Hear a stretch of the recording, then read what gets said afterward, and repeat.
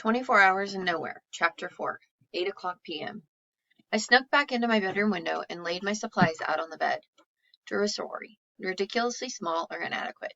I tiptoed out of my room and stood at my grandma's door. She was snoring in her wet, hacking, gasping, choking way. I crept into the kitchen and made a couple of bologna sandwiches, filled a large pickle jar with water, took our only tiny flashlight out of the junk drawer, then headed back to my room. I should have bought extra batteries for the flashlight, but used so seldom, I hoped it would make it through the night. Plus, batteries were expensive. Plus, I completely hadn't thought about it. Someone jumped out of my closet, and I shrieked in the most embarrassing way. Matthew Dufort threw himself onto my bed, laughing. My heart pounded. "You idiot!" I gasped, and opened my bedroom door, listening for my grandma's snoring.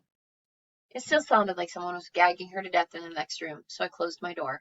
"Is this seriously what you're going to use to go into the mine?" Matthew tossed my small hammer down on the bed. "It's all I've got." I pulled off my t-shirt and pitched it into my clothes hamper. I opened my dresser drawer and dug out my "At least it's a dry heat" t-shirt with a neon pink cow skull on the front. My grandma had picked it up for herself at an old Western theme park several years ago and had given it to me when it grew a hole in the side. "Thanks, Grandma. What are you doing here anyway?" "Bo sent me. He wants to make sure you don't go spray paint a rock or something." Why hadn't that idea occurred to me? Well, it was too late now. "You're going to go into the mine with me?" He shrugged. "Yeah, I'm your supervisor for the night." "You always do what Bo orders you to do?" He pushed his wavy, overgrown light brown hair back from his eyes. The only way to get a haircut in Nowhere was to pay Mrs. Jensen $10 or cut your hair yourself. There wasn't much difference in the quality of the haircut, so most people cut their own hair. "It's better than eating chola," he snickered. I glared at him. "No, it's not." His smile faded, and I suddenly remembered when Matthew and I were in second grade, and he had naively handed out cheesy Valentine's Day cards to everyone. The one he'd given me had said, "I'd be lying if I said you weren't sweet," and had a picture of a cartoon lion on it. He had been teased relentlessly for those cards, especially by Bo, who even back then was a bully. I had found Matthew in the bathroom at lunchtime, crying in a stall. When he came out, I gave him a Valentine's card. Actually, I hadn't brought any Valentines, because Grandma had spent the last of her money on a whole case of pepper, and besides, the second grade cards were already too cynical for Valentine's cards.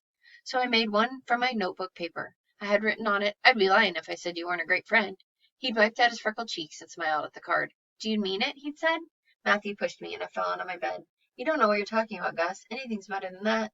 I stared at him. "What kind of friend forces you to do things, especially things that could kill you?" "Just shut up and get ready to go." He grabbed my backpack and threw it at me. I emptied the Twinkies into my bag while Matthew scoffed again at the hammer and chisel. "You're never going to find anything with this stuff." "Oh, do you have a jackhammer with you?" "Do you even have a lantern?" He picked up the tiny flashlight. "How are you going to hold this and dig at the same time?"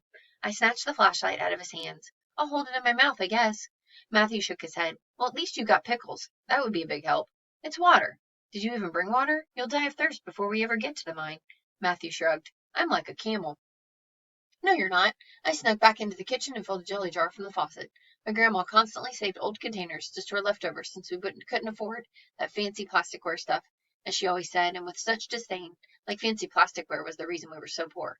We had so many old containers at this point, I wondered if she was planning on using old margarine and whipped topping tubs to battle zombies in the apocalypse. I went back to my room where Matthew was busy rummaging through my backpack. "Couldn't you at least have bought some red vines?" he said. "I hate Twinkies." I handed him the jelly jar. "Nice. Do you have any peanut butter to go with it?" "Just be glad you have any water at all." I snatched my backpack away from him. "So stupid thinking you can walk 5 miles in the desert with no water," I mumbled as I slipped my backpack over my shoulders. "And there's no way I'll be sharing my snacks with you." I pointed my finger at him to make sure he knew I meant it. Plus, it made me feel tough. "Hey, I'm not the reason we're heading there in the first place. That was your stupid idea, so be careful who you're calling stupid." Matthew climbed out the window. I looked around my room for a second, wondering if this was the last time I would ever see it. I was surprised to find it didn't make me feel sad at all. I felt nothing at all. Nothing at all. I climbed out the window and quietly closed it. "How long do you think it will take us to get there?" Matthew asked. "It's about 2.5 miles to the other side of Hollow Mountain, so I'd say about 45 minutes at most." So we headed out into the dark desert, the pickle jar of water sloshing around loudly in my backpack.